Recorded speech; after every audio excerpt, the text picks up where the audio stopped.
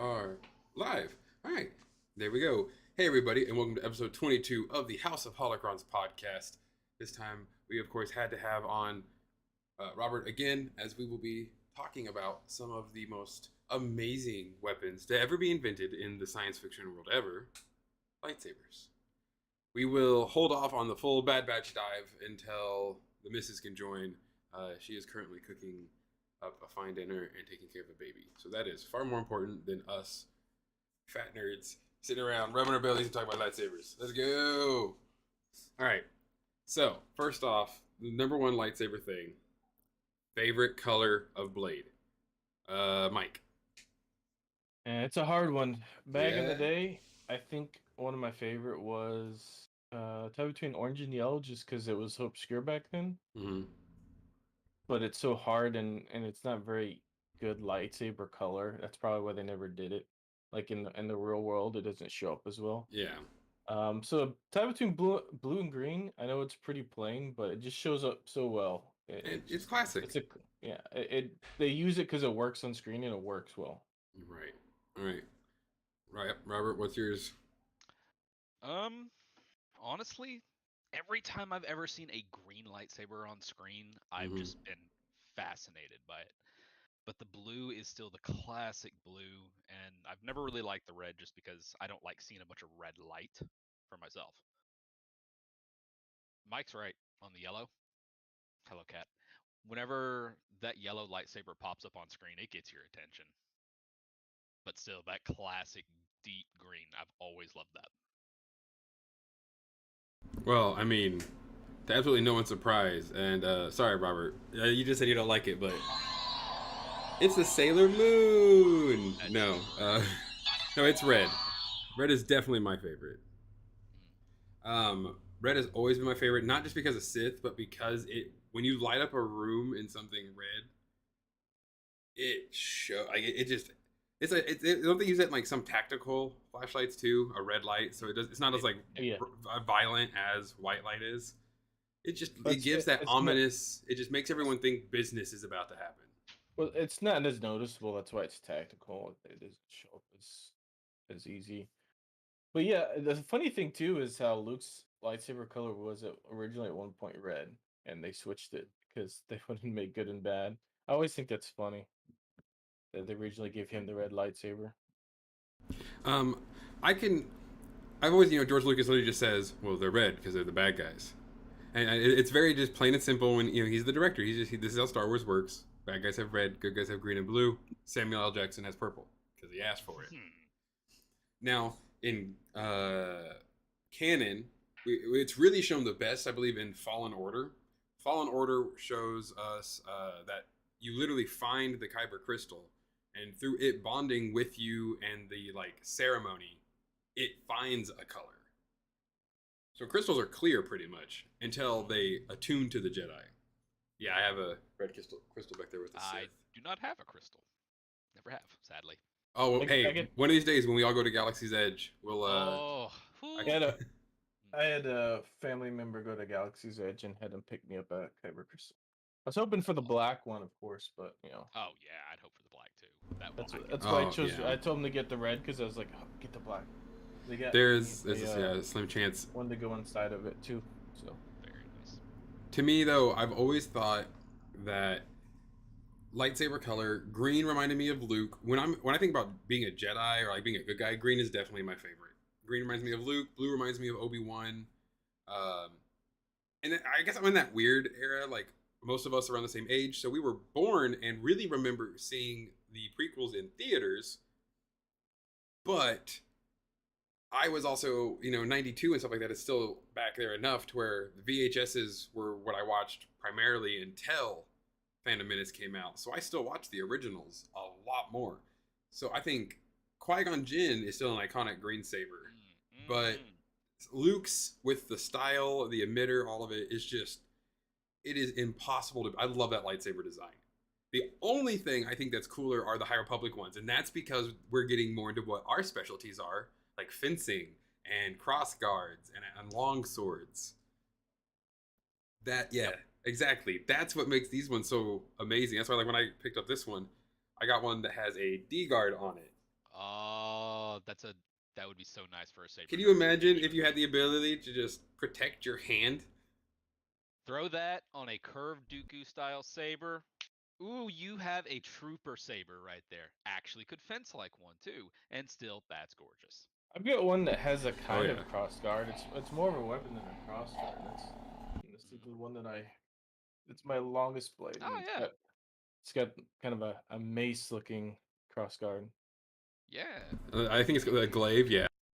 Yeah, Blade, that I is love the pretty. style because it's literally is like, even with the blades not out, I can still use it as a mace because it's sharp as hell too. But yeah. Yeah, That would hurt so much. Only lightsaber I have that I recently acquired this year Ooh. from my wife. Right now, the blade is not in it because I wanted to have it a little bit closer. Yeah. Obi-Wan Kenobi. That is a gorgeous replica. Oh yes. Where from? I genuinely don't remember. That's fine. Not sure about. Got mine from Level Up Sabers. I highly recommend Level Up. They are a absolutely amazing saber maker. Master Allen, guaranteed better than a stick. I can guarantee it is also better than a stick. I have this Vader one. This is from Galaxy's Edge, and then they have 3 from Ultra Pros. Mm-hmm. Those which are good. I really want to go to Galaxy's Edge. I know the Disney ones are always a little bit bulkier in the hilt, but I like it. they're fun to have. This right size. You don't get anything special with your effects you get from these other companies, but the heft and the real it feels real in your hand. It doesn't feel like something that you would buy, at GameStop. It's got weight to it like it should. Yeah.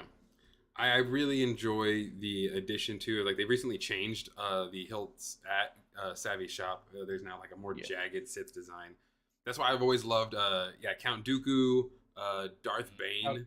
They have that curved hilt with a nice talon underneath it.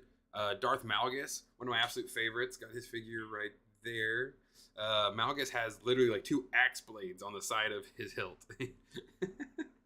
Revan in the Sith version has his nice little claws. Or Starkiller. Oh, Starkiller in his like full like Sith armor when he has those like long claws going up the side of his black blades. Gorgeous. Now I will say about this, now that I actually have it working. Dang, I thought I had the volume on. It works. Isn't it always fun when you do that? Like when I turned on Sailor Moon and totally meant to do that totally. Exactly. Oh yes, it will also cycle through. Which, by the way, awesome lantern. Oh yeah, you can light up so much stuff with the lightsaber. It's so good. That's why they do that in caves, dude. That's why they totally do that in caves. My Jedi sabers, I have the twins. I do have a coupler to connect them together, but I couldn't find it for this video. But I do have my twin sabers. But again, when you're a Jedi, green. Now, would you say that I said I couldn't pick, so that's I couldn't pick a color. Dang it! Still getting used to this thing. By the way, it has motion sensors. The motion sensors in these new can you imagine having this when we were children? Oh. We would have lost our absolute collective cool to have been able to have something that has this many sound fonts and colors. Do you guys, of course, the rotoscope ones were your guys' first lightsabers, probably? The ones that like flung out? Again, I know what it is, but I never got one. My dad would never let me get one. That's why I got these when I got older. Very fair. As a dad, yeah, one day in the future, I will get whatever child I have. But it's hard. I mean, lightsabers are so classic. I'm always still a fan of the blasters because that's just my personality. But even I gotta admit, lightsabers are so classic. So here's be a good entrance. Jess's favorite lightsaber color is that. The cyan? Cyan, yes. She is a huge cyan fan. I just love how bright it gets. Yeah, it's a good one. Almost white, which is why I love it, because I love the idea behind the lightsabers. Yeah. And the purity, that's the to those who don't know, to make a saber red, the Sith has to bleed it.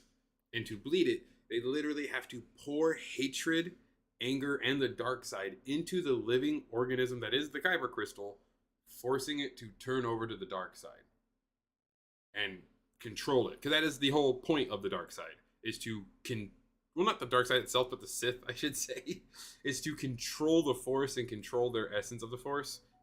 So they'll go as far as to do it into the lightsaber itself. When Ahsoka gets her white blades through Rebels and after, that is because she has purified damaged Sith blades and turned them back to a pure kyber.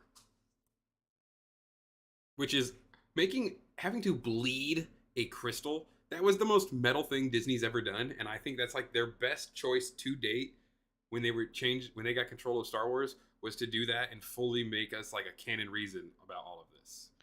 When I first read it in that, I think the Darth Vader 2017 comics, and then they redid it again in the 2020 comics, I was very surprised.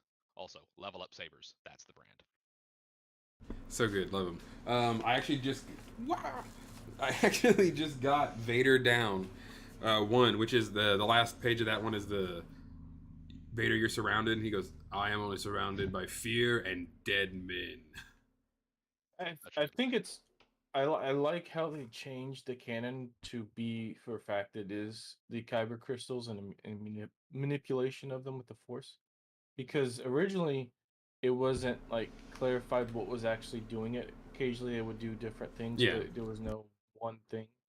I think the crystals make it more of the whole mysticism that Jedis are based upon, and it is kind of cool.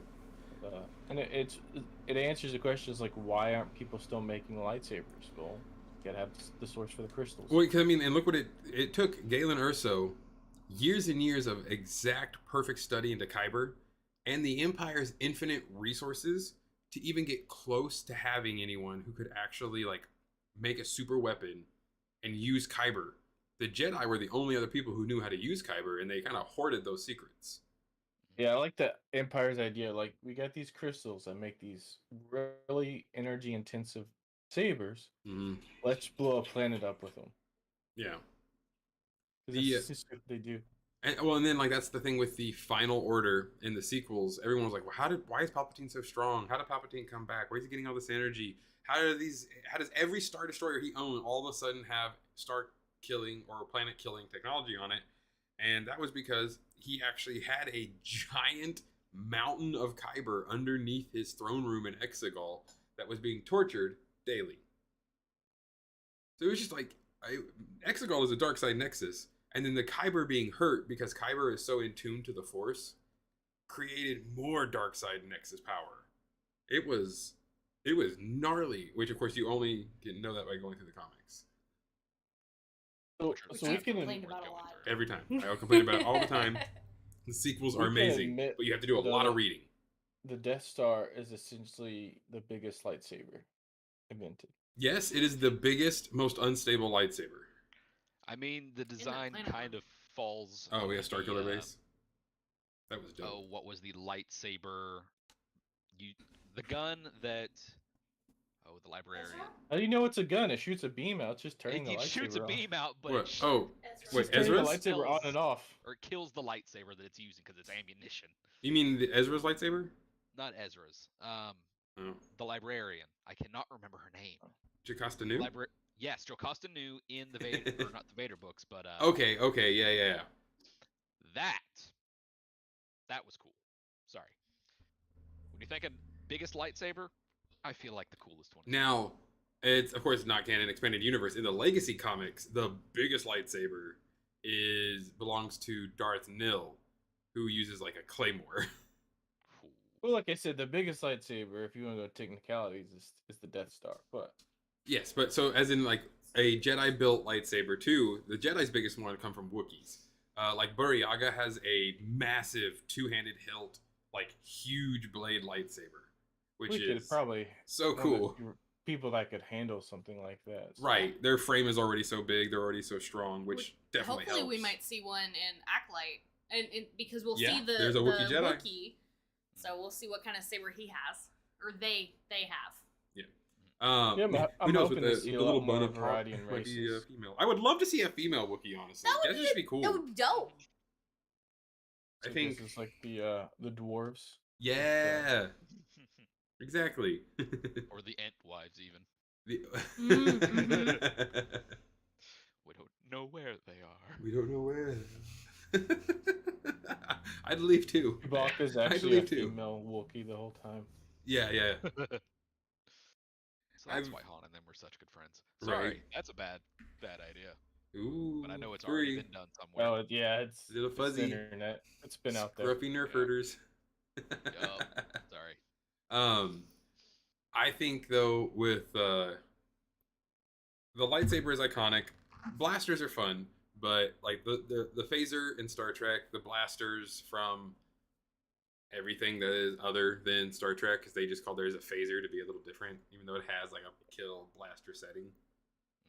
But the lightsaber still, like anyone in the world, like, even if you don't know Star Wars, It's You've pretty much the seen iconic this. sci-fi weapon. yeah.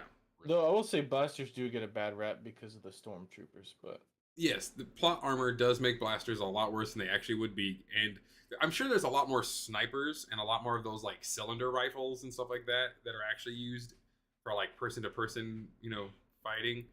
Because distance is everything. Like the second the gun is invented, distance becomes king. If you can peck someone off from farther away than they can see you, you win. Which kind And of gives Chopper, or not Chopper, Crosshairs, Oh better. gosh! Ooh, And imagine what a Yeah. great that. segue. uh, Yeah, Yay! here we go. So we will get back into the lightsabers. Once we get back into it, we will talk about dueling and like form and things like that. But of course, we did have Bad Batch episode 3, or as I like to call it, the premiere. yeah. The first two episodes are more like kind of like an extended trailer because we Yeah. saw a lot of that footage from the trailer. Yeah, Yeah, and I stand by the first two episodes were because if they didn't start off with the boys and Omega, they Yeah. would have gotten flack. man, Yeah, they got a little that third flack anyway. episode was- Oh yeah, no, I know. They could have done The something third a little episode bit was more good, oomph, but they definitely brought the oomph in this episode. They brought a lot of. It reminded me a lot of mid to late season Clone Wars. of Yeah. How the Yeah. pacing and how the storytelling and everything just Mm. when we were complaining about how the writing was dumbed down for children or just for the general audience, it definitely wasn't on this episode. No, and that which makes sense with having Cody and everything in there. So there it is, Which- bam. Cody's in episode 3. If you guys don't want spoilers, Why are you watching? why you? But we're happy you're here. Ghost us and come back. Not mean, now, We knew he's going to be in the show. right? He's in trailers, but we got to see him. And the first thing you noticed it way before I did. Mm-hmm. There is a His big old scar. scar I right saw that there. too. First thing I noticed. It seemed a little more forward for the chip, so I Mhm. don't know. That was my question too, because it was pretty big scar he had. And if nothing else, just like a bad enough damage to that area could have affected his chip, and that was just like the surgery marks, which Well, like everyone I was said- saying Crosshair's burn should have ruined his. I'm like, yeah, but the burn's on this. I side. don't So, think yeah, it's on the Cody really needed his chip removed because, like I said, Yeah. because he's the commander, he and he's is Gen made 1. a lot more different than any of the other clones. He's specifically made for that position, and he has more autonomy than any of the others because they expected him to be a leader. So, Yeah, if anyone was gonna turn first, it would be him and or the Bad Batch. Who are it's just- very bad for the rebellion clones. that he didn't, or in the sense that apparently it's very bad for the rebellion that he does go AWOL or does not and is dead for some reason. I don't think he's AWOL. Because he sure as hell doesn't help the rebellion whatsoever. You don't see any clones running around in the rebellion. Well, we also, by the time the height of the rebellion, most of the clones are probably aged out, if Yeah. not expired by then. Because they weren't expected to have that long of a lifespan. It's almost like he was planning for that to happen. Yeah. Yeah, because I mean, you look at the one that you see in Obi-Wan. he Already looks very so grayed out. Just By the time the Messed end up. of the Clone Wars, most of the Phase 1s were already gone, minus the special ones like Cody. hmm So he would have, if he was a normal Phase 1, he would have been dead. Yeah. But the so Crosshair is put under Cody's command for a mission. Hold on. Can we start with the opening part of it? He is so alone. Oh, well, yeah, solitary clone. Kind of Cody, kind of Crosshair. Definitely Crosshair. Crosshair was very alone. He was very sad. And, of course, the regs hate him. No surprise there. Yeah, we get to see the interaction with Crosshair and the Empire. He's still trying to do it, and we get to see how they treat him. Like the officers refuse to call clones by their nicknames. Yeah. Only by the numbers. And even when he tries, they shoot him down and say, "Who are you talking about?" Yeah, they just don't even He has care. to go by his. And we can see they still, even though he tries as he might, they still don't accept him as one of them. And I think, well, I don't want to get too far into, it, but I think he's starting to pick up on that finally. Yeah. Well, and then also, what was it? What is his name? Rampart. Just how he's like, I know something happened on Camino. No, yeah, he doesn't trust Crosshair at all right now. He doesn't trust I mean, anyone. He is a Imperial higher up. He doesn't trust anyone because everyone's out to get his job. And especially it's not a lie. With Bad Batch showing back up. Oh yeah, because they're supposed to be dead, and he wants everyone to know they're dead. That's why he kills Cole in episode 2. Yep, but he can't do that to Crosshair yet. Yeah, he can. Yeah, Crosshair's too important. I mean, too necessary. if you're wise, I wouldn't trust him. Yeah. He's specifically like a sniper assassin. Yeah. He wears black armor. He's got this creepy bullseye on his face, and he looks and talks, and his voice is so deep. This is a little bit. This happens a little later on, but it doesn't really ruin anything. But I just love that he looks at Cody and just straight up says, "Trust me," in that kind of voice. I'm like, that voice does not inspire trust. It's very snake-like. Yeah, he's such a snake. He looks like a villain. He talks like he sounds like a villain. Yeah. You can't trust the guy. He has a crosshair tattoo, burns, and usually chews on a toothpick. He's a villain. And his specialty is killing you without you knowing he's there in the first place. Yeah, through Mir's trick shots. So then Cody and them, we get the first shot of that. I don't think it's the first one ever, but an awesome memorial, which we'll see more later on. That there is a memorial to the clones on Coruscant, of course. I believe it's in what was around the Jedi Temple. But they go on a mission to save a Imperial who has been, quote unquote, kidnapped by insurgents. Which, of course, is they went to a planet and said we control it, and the person who actually controls it said that's not how this works. Yeah. Which is going to become a big thing later, which is going to be fun to talk about. But more or less, they show up. They have a lot of the droids. It was awesome to see a lot of the droids again. Yeah. The comedy aspect for the B1 battle droids was through the roof, and I love the B1 battle droids so much. Well, they still also helped remind that they still, even as goofy as sometimes they would make them, they still are a threat. Oh yeah, if like they're like 50 of them just showed up all of a sudden. This small little group of Imperials were like, I'm not doing nothing. Yeah, and they took down that other ship. No problem. I also like the how ruthless the original governor is. Mm-hmm. She's like, I know they're not coming to be envoys. Shoot them down now. Yeah, just shoot them down. She's just so ruthless. She doesn't want to play the Empire's game. She's right. tired of it. Then sends droid to make sure people are dead. Of course, they report, oh yeah, they're all gone because it's stupid B1s. And they leave. I really liked being able to see the human counterpart directing the droids. Because we didn't see a lot of that before. Yeah, but it's also very dangerous because the big thing with the B1s is their lack of coordination between themselves. So this person was lucky enough to also have a tactical droid. Which severely ups their lethality. Yeah. Which kind of makes you wonder, where did she get the entire battalion? So I think she had it left over from Dooku. Yeah. Yeah, she was originally part of the Separatists. Mm-hmm. Okay. I did not catch that on my first watch. Oh yeah. Yes, she was in that other episode. She specific. So that's one of the best things to mention about this. No, this is the first one. But she directly mentions that Dooku was a huge benefactor, a huge leader of theirs, and like a part of like some different uprising. So what she's talking about is that Dooku had already been planning from the get-go to use the Separatist army against Palpatine to take over. Because Dooku both knew the Jedi and the Republic is corrupt, but Palpatine and the Empire are no better and way worse. So what if it become the third option? Yeah, she said she said in the episode she separated from them as well, the original separatists. Yeah. And So, she said she wasn't that they're independent, they no longer belong to either side. She said that they're separate, they're their own entity. They're not under Empire rule. They're not under Republic Like a rule. They're city not. state. Yeah. yes. And the Empire, of course, doesn't want to play that game because they don't.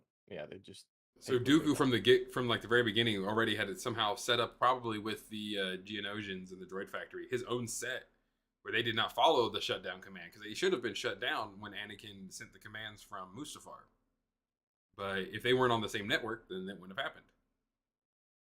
So it's just that's the thing that I would have loved an alternative like an alternative future where Dooku is the leader.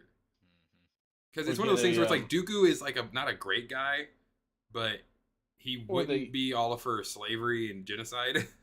Or the separatists almost turn into the good guys. Or Yeah. the separatists become the rebels. Because a lot Right. of separatist planets actually were, or a lot of the rebel side were originally separatists. So you get that, and so to see almost like the official, like they turn against Palpatine, and they kind of essentially become the good guys. We see like Luke joining the separatists, fighting alongside B-1 battle droids. Be Yeah. hilarious. That would have been so cool.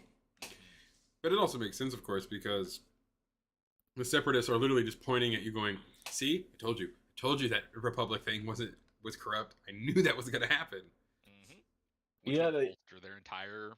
Well, the whole separatist point was Alright. originally they were originally like, hey, we don't want to be part of this big Republic organization. We want to be independent. To like, we're becoming what we said we were fighting against Yeah. because of the influence of Palpatine, and so yeah, they became, and of course the same with Dooku. You became essentially what he was fighting against. Yeah. Which we got to see that. But one thing, when we stopped when we were talking about the episode, a big moment happened when the clones were actually going through. Mm-hmm. We have Cody. He's he gets some civilians. The first thing he says, "Don't worry, we're here to help," and they're terrified. Yeah. Because in my moment, I was like, I knew it. He had no idea that the Empire is totally different. He still thinks they're the same entity. Yeah. That Republic and the Empire the same. My guess, like I said, is they probably kept him on Coruscant this entire time, not seeing what the Empire's been doing. So he had no idea that they're actually the invading bad guys. Right. That would make sense. Probably heard some stories and stuff because he knew of some of the other defecting and things. But yeah, this was definitely his eye-opening moment. And the end of this is the moment that I think he immediately goes, "I'm done, no more." But in the meantime, yeah, we have an awesome fight through the city between the droids and Cody. I gotta talk about that fight. It was We so get good. a reminder how much better that the clone troopers are than stormtroopers in that fight. How much more capable and how much more. Yeah, we see originally the episode before, or prior episodes with stormtroopers and how they're not as coordinated and how not as efficient. The stormtroopers, the clone troopers, even with their numbers wounded and damaged, they still are able to take control and charge. I do love that they're still using the Ralph McQuarrie concept on the Phase 1 Stormtrooper or whatever they want to call it. But yes, go ahead. Yeah, no, the way that they move throughout that city and the way that it actually shows a full-on assault onto pretty much a city fortress was amazing. You could see artillery shells going in just like you would expect to see. You were seeing pot shots being taken and you were seeing headshots being taken. Mm. Picking off the big targets in the back. I love like Crosshair's like, "Oh, I see some guys coming over this bridge." Exactly. But there's rockets up there. Exactly. The tank. Which is the job the of tank. sniper. The tank was awesome. Tank systems. Yeah. You're just like pecking at it just to make it look at him. Yeah, I knew exactly what he was balls doing. on him. Shot at it. Oh, I loved it because things are just blowing up all around him. He's not moving. He's just staying Yeah, right that there. would make sense, Mike. That would make sense. I love My that. wife was like, "Why is he just shooting at the tank for him? Like he's getting it to look at him. Just watch."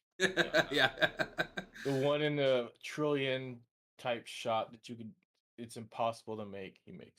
Yeah. Oh yeah, that's his whole He thing. makes a more That's impossible why. shot later on. Oh yeah. Yeah. Oh, dude. Hey, a flying laser doesn't have enough force to push a floating mirror in the air, okay? It'll bounce, right? And we've but never seen blaster bolts reflect like that on mirrors before, so this is a weird. Well, see, that's why the Empire had to have the matte white and black. They couldn't have Durasteel because too reflective, man, bounce right off. Is that why the Sith troopers and Old Republic wore the reflective armor? Right, yeah. Ding ding. Look at me, don't shoot me, I am shiny. It wasn't the best car, it was because it was reflective. Yes, that's why Din is so much better now, because it's shiny. That's why he doesn't put paint on it. Tinfoil blocks blasters. Tinfoil! I mean, and it's hats keep the government out. For being on a desert planet, because you can just blind your enemies. But. Yeah. I really did enjoy. I think my favorite part of the siege, though, was the moment they just threw the grenade on the droid, and he shot it in the head so it would fall into the droidica's shield and blow it up from the inside. Because I was like, that was a Halo 3 looking movie. Yes. I was a little skeptical of that first one. Sniper combo. Yep. One interesting thing is we hardly ever got to see Cody in combat before. Yeah. He was always in the back leading. We get to see combat, so this was an interesting thing. He didn't have Obi-Wan to hold him back anymore. Well, he's also the commander. He leads everything. So. Yeah, now he's probably just like they call him commander, but he's a captain. Yeah. He just runs ops. Yep. No, I gotta admit, the first droideka that came in, and when they threw the grenade and it didn't go in, I was like, oh, did they upgrade? Yeah. Oh no. Those reflector shields are good. Because even all the shrapnel, everything, it blew up, and that shield was like, I don't care. It's like, oh, that's right. Droidekas are dangerous. Droidekas are absolutely vicious. They don't look like they're vicious because Jar Jar Binks can't be killed. And then we get to the awesome combat. We get them invading the fortress. We get fighting up a spiral staircase. Both of them. Oh, we get to see my favorite droids, the commando droids. Oh, the commando droids are amazing. They take them both out by their throats. Just gonna point that out. Anybody that the commando droids are always awesome. One of my favorites to play in Battlefront. Love the commando droid. Droideka is great, but the commando droid, you drop the smoke and just start cutting. Oh yeah, it's amazing. I mean, like, the commando droids are known to kill Jedi. They're just they're and of course you see they hailed. They both captured both Cody and Crosshair. It was just brief luck that he had that knife, and then even Crosshair, who's genetically superior, is like looking at him like, "Dude, you gotta help me. He's crushing me here." It was awesome. And then yes, the super trickiest of all trick shots as they're running up, he's just throwing mirrors. Cody's shooting off. I'm like, oh, this is cool. Yeah, we've seen this before. Cody does this. He did it in season 1 with the hallway shot. That was cool. Okay, so he's going to do the hallway shot, going up a spiral staircase, killing like 5 commando droids and then a tactical droid. And without affecting the mirror at all. Yeah. Again, the mirror is floating in the air because Cody throws it, and it stops. It goes. He shoots. It goes through several droids. Around, and then it. Whee! But it was an overcharge shot. And it goes through several droids, but not the mirror. Yeah, hey, as an animator, somebody had to think through how it would go. Yes, someone. And there was a lot of planning. And I bet there's an amazing shot where you could just like grab the model and look straight Yes. down it and just go. I want to analyze the footage and draw the path and see the physics behind it. That'd be awesome. I think the biggest physics thing that I had the most fun with, though, when I saw it was just like, okay, but that laser has so much momentum. When it hit that, it should have just went, okay, mirror, we're going this way. Right. Unless it's a little piece of Beskar. Is it? I'm not. Momentum. Beskar coating. Yeah, Beskar coating. I know. So it won't take any damage. That's cool. But it's still going to use the momentum from the momentum from the laser is going to go this way. You get physics from the hitting the mirror, and then also reflection has its own, or light and reflection is its own physics, and it's a whole complicated thing. Yeah. It also would be something with a bit of weight to it. So these lasers, it has thrusters. It has little mini thrusters on the back of it. I'm not saying the mirror. It was just like. Would you notice Crosshair is secretly force sensitive, and he was using the force to push back on the mirror? I was about to say, remember, y'all, we're talking about an entire universe that focuses on the power of the Space Wizards. But it's fun to tear things apart, man. Even though the clones don't have the force, but you know. These clones, Clone Force 99 kind of has the force. That's what they were trying to do. They were so genetically advanced, they pretty much have the force in one specific area. And Echo's over here. I got a robot hand. I got a robot hand. I'm traumatized. And see, others are like specially designed to be like just like the weird. They're kind of they're the reject. Like they're making special clones Yeah. where they kind of messed up with them, but they ended up working. And then Echo's like, "Hey, I'm a reject too. I got no hand." Yeah, and they were like, "Hey, we'll take you in. We love you guys." And everyone else was just like, "Yay, we didn't want to talk to him." Because the regs are all a bunch of dicks. Damn shinies. The episode then continues on though to where we get to a ultimatum where, of course, the current governor of the planet is holding the Imperial governor at gunpoint, demanding they drop their weapons. Crosshair and Cody are trained. Cody begins giving the "we're not the enemy" speech until she eventually talks to him. I'm like, yeah, I don't. You really think He's that? trying to do the peaceful solution, and she's trying to say the Empire's not peaceful. Do you not understand what you're doing? And the whole time I'm like, why isn't Crosshair just sniped her already? And I think, and I understand later on the episode that Crosshair still does respect Cody a ton. Yeah. So I think he did it just to respect Cody, until he has to follow orders at the very end. Mm-hmm. And in his head too, I'm sure Crosshair was also thinking like, I mean, she's not wrong, but I don't care. Like, should I care? So he doesn't. Crosshair's not thinking that shit. I think he is. No, I think Crosshair has way more of a heart than people give him credit. Well, I think too. I think because Cody's in charge and Cody's Cody. I think he just wasn't shooting her to begin with, just the respect for Cody because he took charge of the negotiations. Yeah. Until a superior officer overrid that order, and then soldiers follow orders. Which, again, the most powerful line I think in that entire episode was just "so much for peace" and her looking at him, which broke Cody, I'm sure, immediately, because that was the whole point. If she was showing him like, this is what the Empire will do, and they will never stop. Well, you know it broke him at the end of the episode. I mean, they had the whole conversation of like, he says how he has a conversation about orders and about when do you not follow orders? When are those orders bad? Yeah, or as he says, what we have a difference in clones and a difference in droids is, we can think for ourselves. Yeah, we have free will and we have to live with our choices. And the thing is, too, at the end of that episode, I was so surprised they did this. Crosshair, he runs up and he's like, "Hey, where's Cody? Is he coming? Is he coming too?" Almost like like a puppy dog, like he's excited to be with Cody again. And then he's like, "No, he defected." And you could look on Crosshair's face. Yeah, it's the first time I've seen doubt on his face about the Empire. I think it took Cody and the conversation about following orders to finally he's starting to doubt the Empire.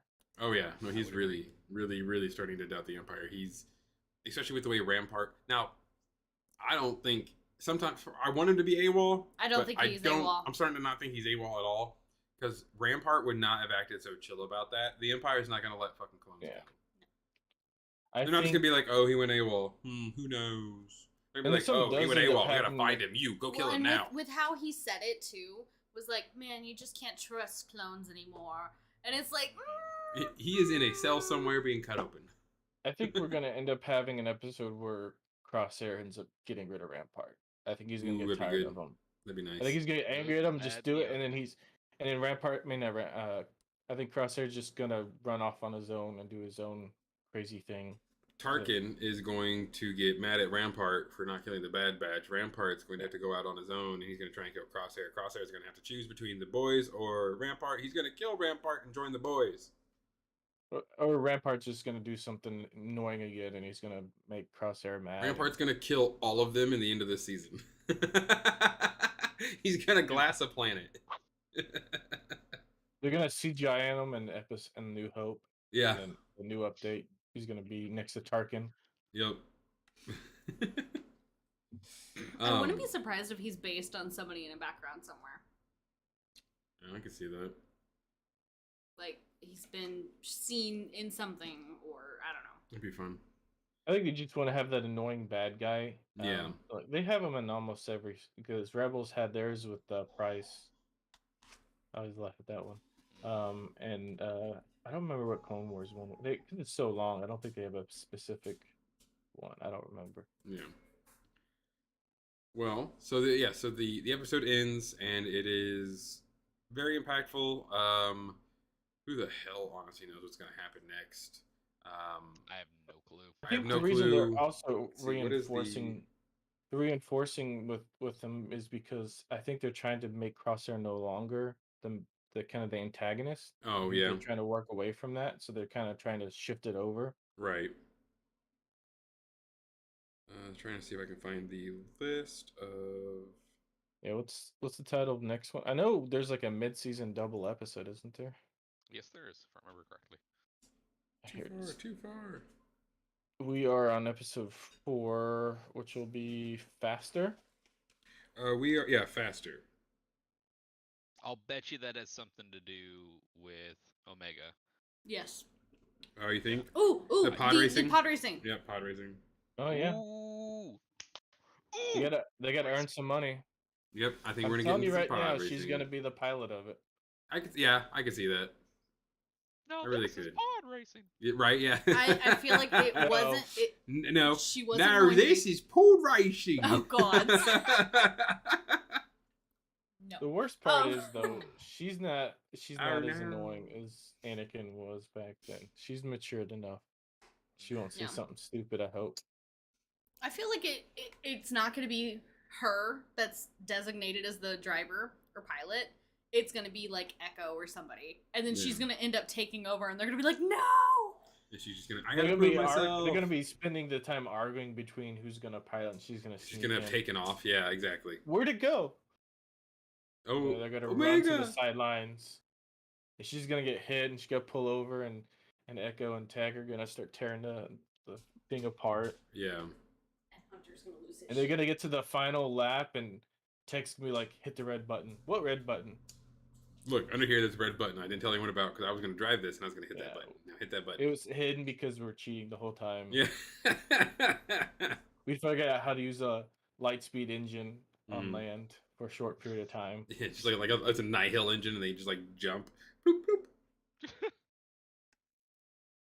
boop.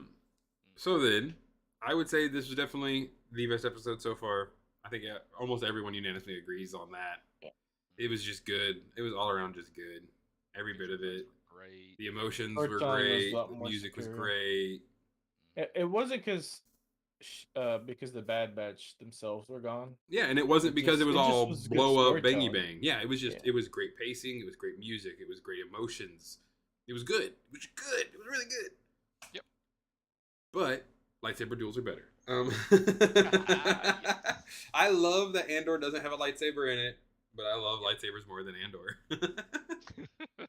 Yeah, I like the classic duels. Mhm. Some of the duels get a little nuts with it, and that's why the Old Republic duels are king. The duels in the Old Republic cinematics are goated with the sauce. Yeah, those are way different. Those are so good. You get the whole the classic trailers for the That is the power of the Force. Yeah. The Force. Yep. You also get to see the power of the soldier. I love the scene where he's got him clash and he like reveals he's got a grenade in his hand the whole time. Yes, no, the Old Republic like, is also very different because the Jedi and the Sith of the Old Republic number into the thousands on each side, and they are trained entirely around how to kill one another. Yeah, like and then the Old Republic. Like that one scene, it becomes like a rave, and it just yeah, light sticks all over the place. The Coruscant Temple raid from when Malgus raids Coruscant Jedi Temple, which is one of the most brilliant things ever. Oh, so good.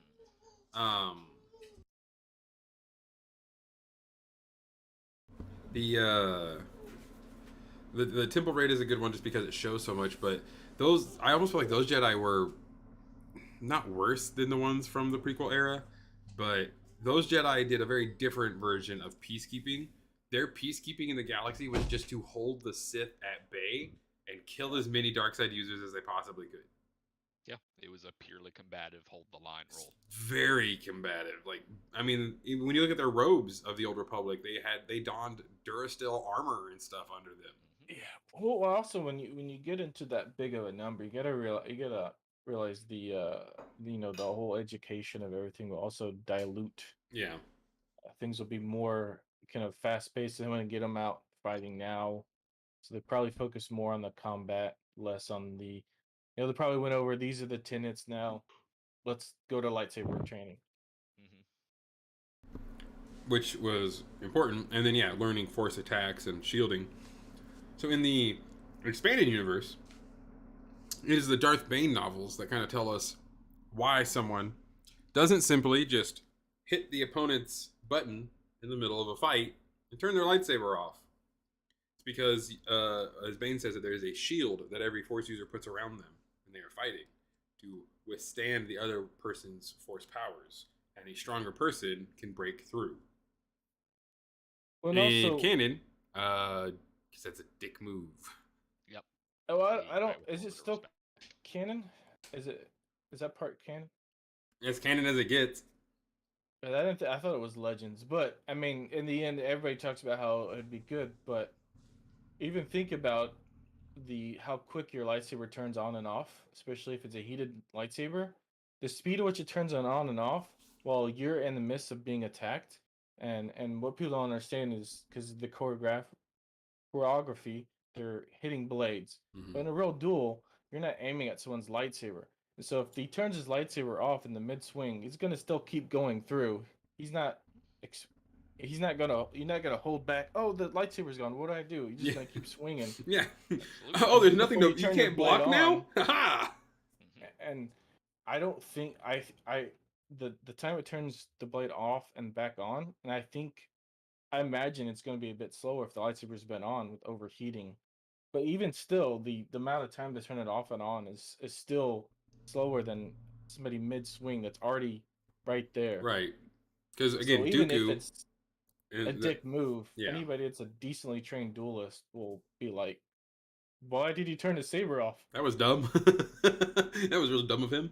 Okay, Dooku shows the best, like, fighting as in actual fighting with a saber because, of course, Christopher Lee is a professional fencer and he wasn't Well, about to fuck around and I not think let that him was find one out. of the first time we get more of a Western style with Yes. fighting because Because, most of it's yeah, because he been has this focused- nice, open hand It's style. anti-fencing. Yeah. It's rapier and foil.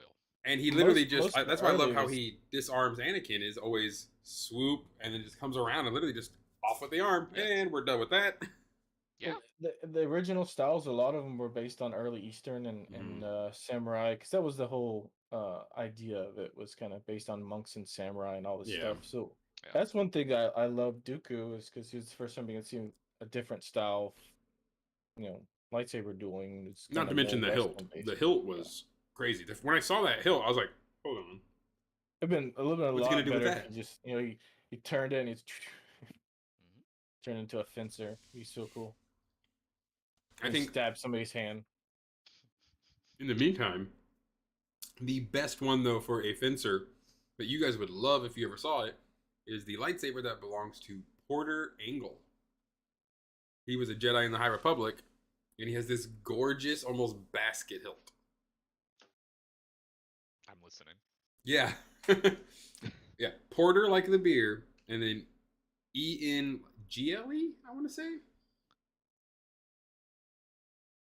But yeah, like Skier has a handguard kind of like mine on mine and stuff, but It's not a full basket, but not a full basket. It's like a nice big swoop rapier hilt almost. He looks like a dwarf, like no. Yeah. joke. He's the Blade of Bardada, the most amazing duelist in the entire High Republic. A shirt in general. Oh, with that guard on it too. Mm-hmm. And see, that's the thing with the High Republic. So the Looks High like a Republic, fucking cutlass. yeah, the High Republic has that Jedi Skier, which was a Trandoshan Jedi. He had one with a D guard, and then there is Stellan Gios, who has the full, like what Kylo Ren kind of aspired to in our minds, where it has an actual emitter style on both edges with this beautiful gold hilt. My first thought is this would be a fun cosplay. Oh yeah, it'd be so much fun. Now the thing with Kylo Ren, to answer that question, if anyone does not know, Look at that for those athletic watching, form right there. Kylo Ren's lightsaber had the two vents off the side because his lightsaber crystal was cracked. It wasn't because he created a hilt. As much as I loved the hilt, as much as I loved the having a cross guard and how much that makes lightsaber combat so much more easy, for the person who has the crossguard. No, those were actually just extra emitters because Kylo Ren's lightsaber had too much power going through it because of the cracked kyber crystal. It was unstable. But at the same Yeah. time, why did It's he supposed to not be- use them? It was supposed to be venting, wasn't it? Yeah, it was a vent, but at the same time, it's still a lightsaber blade, bro. Hmm. One lightsaber blade hits the other lightsaber blade. You catch it and flip around that bad boy and kill the person. That is what you would do with long swords, which are a thing that the three of us have a bit of an experience with. And the second I saw the hilt, I was like, he should pwn everybody. Anyone who does not have a crossguard, Kylo Ren should be able to beat for no other reason than he can guard. Yes. I He didn't can know bind. Oppo was in. The ability to bind a person's blade is completely detrimental in longsword style fighting. Absolutely. So Again, yeah, coming up high, holding steady, countering with the cut, parries it aside, yeah. follow down with a straight cut. Simple enough. Does anybody in the High Up Republic without have error, a? You can't do that. Anybody in the High Republic have any like parry dagger style sabers? 'Cause that'd be. Parry. Okay, what we actually, Porter Engel. He.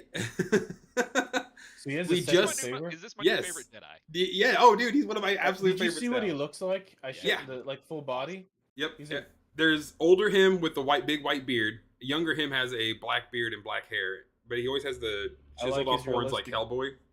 Realistic athletic body shape. Right Oh yeah, there. he's like dad bod. Hellboy mixed with Odin. Yeah. But in his younger years, no, he is the top duelist in the Jedi verse. In the most recent issue of the Blade review will be out soon, if not already. Gotta remember what I've released. Yes, I think that review is actually already out. But in this one, he is constantly always challenged. His sister Barish, who is the namesake for the Barish vow that is taken by Jedi later on, she's like, oh god, not this. Because anytime he's approached, she just knows this dude's going to challenge him to a duel, and he does. So what he does is he literally holds his saber up. The second the Jedi makes contact with his saber, using the Force, he holds it there and binds against it, pushes it to the side, pulls another small lightsaber out from his sleeve, and goes like he's going to stab the dude in the neck. I've done that. Right? Yeah, I've done that. I've done that exact move. You can have this. Oh, that makes me happy. He completely just goes, I don't need this. Okay, I'm going to stab you with the little one. Exactly. I don't know exactly how long the blade is, but it looks like it's a very small, maybe just like Dagger European dagger style, or a Tonto. Yeah, the images of him from the comics are pretty ruthless. He's out there. He does a trick shot, like two Twi'leks try to shoot him, and he throws cards in the air and deflects their shots back through the hearts of the cards, and just like stands there like that would have been you, so go away. He's amazing. The Blade. Oh, I got Yes, get the Blade. It is an amazing comic. the Blade cover is awesome. The cover of It's the comic realistic. is the cover is That's really- gorgeous. I was able to get one of the variant covers, but the original cover is him just standing there with this awesome cloak over, and this lightsaber just lit up his face. Ooh. We don't know what's gonna happen, but he's apparently gonna turn very dark and assassin-y. I would like to I can see see that. someone to make this saber now. Yeah, no, that's why I need a 3D printer so bad. Really- I can't wait to get a 3D printer. So those like Hellboy horns on his head. Yeah, That's what it he looks has like. horns that he has shaved down. I don't know if it's since birth, but there's a flashback of him as a youngling, and they're I still didn't like realize that. those were so- horns. That Yeah. or his face just has flat protrusion like horn like stubs that come from Heavy their head, nubs. little nubbies. I have no idea. He's starting to be one of my new favorite characters now. Oh, a headbutt from him would be devastating. I just one thing I noticed because I was Nobody wins looking a at these headbutt. images. I didn't realize Oppo was in some of the Jedi Council, but Oppo because you never really see him. Oh yeah. is in High Republic, and Yep. God, I remember how ugly Oppo is. So Yeah. Oppo's by the way, Oppo's a unique race. He's on the Jedi Council during the Clone Wars. He's a unique race that basically they're half Wookiee, half snake, essentially. He's a They're giant so- furry snake with like little arms on his side or something, and it's hilarious. He's It's the High Republic is a very very good time, especially for fighting, because would be more a set of like the Renaissance, where these are people who are specializing into fencing for the sake of sport and exercise, but studying and exploring this new frontier of the Outer Rim. It's the Renaissance. Yeah, it's the Renaissance. It really is. It's 100% the Renaissance. I'm gonna love the High Republic. It's amazing. Phase 1 is already done, which is good. Very dark, very broody. Phase 2 is gorgeous. Porter Engle is in Phase 1 as an older person. So in Phase 2, since it's like 100 years even further back, he's young. There's an old prop maker friend that I used to have that made one of the High Republic. He made the cross guard Oh yeah, Stellan Geos. High Republic. I sent the picture to him, and he's been working on the prototype. He just finished the prototype, and I sent it to him. I think it was yesterday. Yeah. I'll have to send it to you later, Robbie. You'll like it. It's pretty cool. I'd love to see it. Awesome. Yeah, those cross guards would be so amazing if you could utilize that in a fight. Now, one thing that George Lucas kind of talks about is that the canon thing is that the lightsabers do kind of also bind or bite into each other like sword blades would do. Two sharp sword blades, when they meet, they don't just touch. They literally kind of dig into each other a little bit. And that's how you can get a good bind and literally like rake somebody's sword out of their hand. But lightsabers actually have the same thing. A good example of the bind. Ending up right along here. Yep, you can see that nice little nick right there. That happens sometimes. Which is why you would have to re-hone the edge constantly on a sword. Yep. Now with a lightsaber, you don't have to hone its edge, but the energy being emitted by this field and by the emitter lenses wants to grab each other. Energy likes to energize itself. It wants to constantly build energy. Electrons like to gain, or protons like to gain power. Everything likes to move, and it doesn't all exist because we've now started to study quantum physics, and then there's also space travel that is never reality. So who knows really what's going on? But George Lucas just said they're very powerful, and because energy wants to energize itself, they grab onto each other a little bit. So you can. That's why when they clash, they don't slide around like if they were smooth. They stick right there and they can hold them because the energy is holding the blades together. Then you have to pull it apart. Yeah, almost like they have some kind of magnetic field. Yeah. You wouldn't want to turn it off because they're just gonna go whoosh. Exactly. And I think in more realistic, because it's not going to be near as fun, more realistic lightsaber dueling is going to look a lot like rapier, small sword, or like buckler fighting. Very reserved, very like pushed back, and a lot of aiming from here to here. Real sword fighting, because even if you go to like kendo and all that, too, it's the same.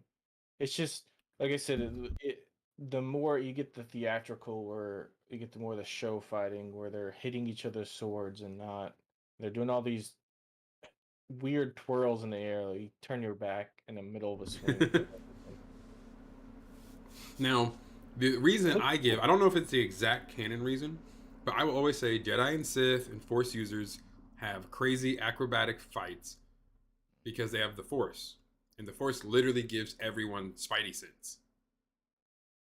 If you have minor precognition, use it. You use it. So you're literally just spinning around and trying to throw the other person off to the point where they're open to where you can get in and kill them. That's why Jedi fights and other lightsaber duels are so grandiose. It's literally all this crazy action that then leads to just one cut. Yep. Oh yeah, I would say Obi-Wan disagrees with the whole jumping around. Yes. And that's why the last duel, the last fight between Maul and Obi-Wan, emotionally is my favorite.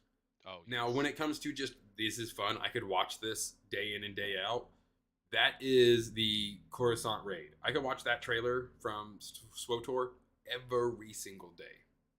Easy. But emotion-wise, watching old Obi-Wan go into his youngling stance, then go into his Attack of the Clones, I'm going to kill you stance. Yes. Then immediately realizing no, and going into Qui-Gon's stance. Pushing Darth Maul to do the exact same move and not giving into it and cutting him down. It was like 3 moves. And the fight was over. And it was beautiful. The fact that how deadly, a lot more deadly lightsabers are, it wouldn't make as fun to watch a lot of duels if it ended up being like that the entire time. Yeah. If it were more realistic fighting, but some of it does make sense, like the way Yoda fights, how he fights a lot of times it makes Mhm. sense. By the way, if you're going to fight one of the worst opponents, if you fight more dueling fencing style, fighting somebody like Yoda would probably be the worst person you want to fight because how Oh, small yeah. he is. Yes. Yeah. That is why, and Chris understands this very, very well. Yeah. The most exhausting thing to fight are children. Yeah. It's just that energy and them just running around. And you have to be honestly way, way more careful that you don't hurt them or they hurt you really bad because they're swinging for the fences and have no idea what they're doing. Hmm Well, they have less reach, but they also have more area they can cover. So Yeah. they can cover themselves better from you, and you have less. They don't have any. You can't go for their legs. You can't go Yeah, they for can. the lower Yeah, abdomen, right. Their whole attack range is and they can from you. from the naughty Especially if bits you got to the Yoda knees. that can jump all over the place. So now you don't. Yaddle. If it was just a child, you could just block down here. But now with Yoda, you're like, Yeah, he's like You a have fly you're trying to swat. All so right. yeah. He's like the worst opponent for that fighting style. And Yoda being, one of the people that helped train him, he knows that already. So then, to wrap things up, let's go over the 7 forms real quick. Brief description, talk about them, and see which one is our favorites. Form 1 is Shicho, the oldest known form of lightsaber combat. It was simplistic style that balances traditional maneuvers intent on maiming and killing with a focus on disarming an armed foe. Used by Padawans of the Jedi Order. Shicho is also, I believe, Obi-Wan's #1 source. Form 2 is Makashi, a style regarded for its elegance, graceful presentation, and whatever that fucking word's supposed to be. That is Dooku. I would say, because I think that's the one that's not really used anymore. Makashi, yeah. Yeah, it's not, yeah. That is my personal style. Right. It is noted for its primary focus on facing a single opponent, preventing disarmament, and quick, very precise strikes. Form 3 is Sorsu, a defensive style that utilizes tight, controlled movements and strict economy of action. Practitioner of this form focus on defense entirely. This is also great for lightsaber. That is Obi-Wan, yes. Obi-Wan's Kenobi. That is Obi-Wan's #1. Yes, he is the master of Sorsu. You cannot hit that boy with a blaster. Respect. That's your Mandalorian. Yeah, different story. Yeah, that's different. That doesn't count. And she hits him in the heart. Oh. And then he gets stabbed in the heart. Form 4 is Ataru, an acrobatic and aggressive lightsaber combat style that placed greater emphasis on using the Force to enhance movements in all areas of combat. Yoda's. Yes. Form 5, Xian, or Jimso. 2 fluid disciplines of lightsaber combat, which were considered physically demanding styles due to their requirement of quick transition from dedicated defensive stance to all-out attacks. I think this is the Anakin one. Yeah, the DMSO variant taught users maneuvers for saber-to-saber combat and blaster deflection. Yeah, it's kind of like the end-all be-all. One. That's the take everything, put it together. Form 6, Niman Namen, considered the most popular lightsaber combat for the Jedi Order. It balanced the quality presence of all other forms. So yeah, that's like the everyman's, but it wasn't. It's like instead of being good at one thing, you just want to be okay at everything. And then we of course have Form 7, Juyo, and Vapad. Vapad, of course, being later invented by Mace Windu. Juyo variant focused on aggressive assault and a mindset that drew upon the anger and negative emotions that fuel relentless assault.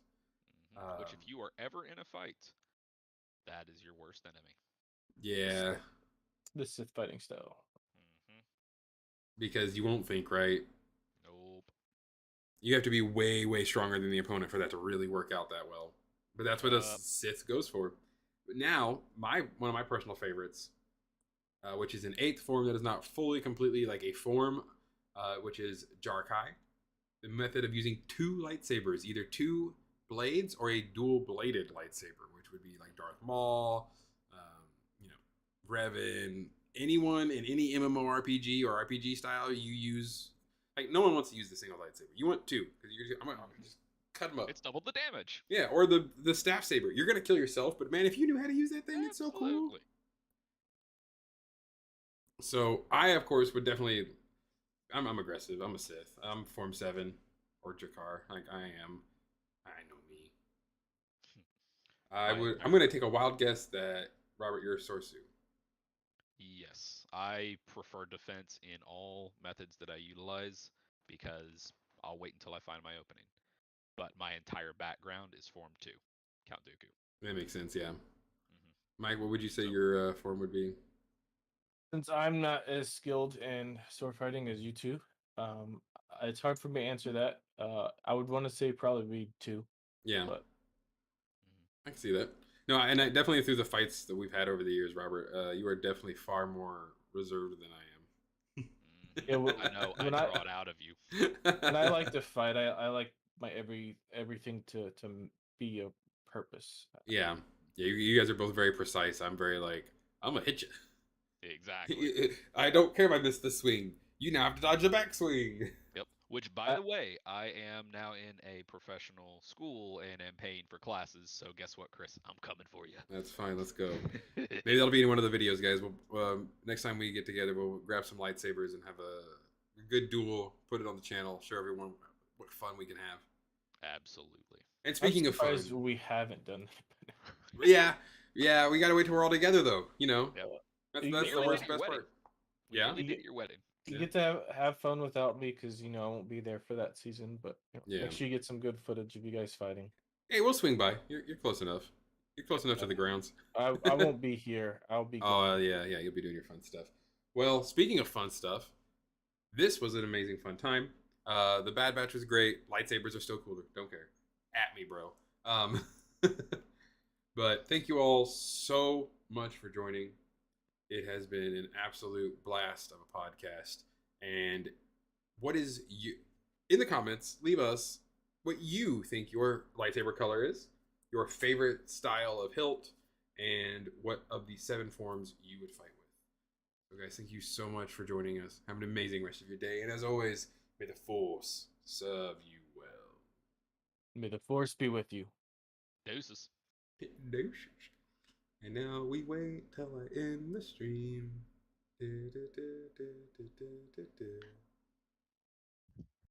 I'm gonna wait before I start talking about business. Business. Hey Robert, I sent you through Messenger because it's a Facebook link that lightsaber I was talking about. Okay, sweet. Thank you.